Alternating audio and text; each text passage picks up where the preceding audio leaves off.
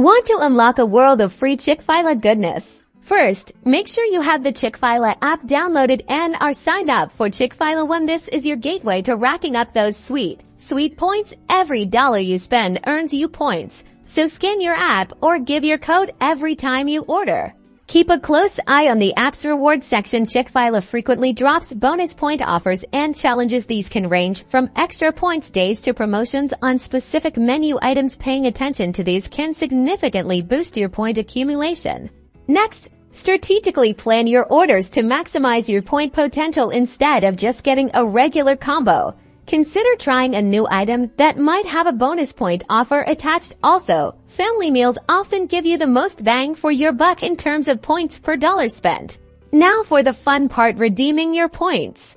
Browse the rewards section to see what goodies you can snag. Smaller items like drinks or treats can be a great way to use up smaller point balances. Finally, remember that rewards are tiered, so the more you spend over time, the more points you earn per dollar spent. Stick with Chick-fil-A, and the free food just keeps coming. Happy Chick-fil-A!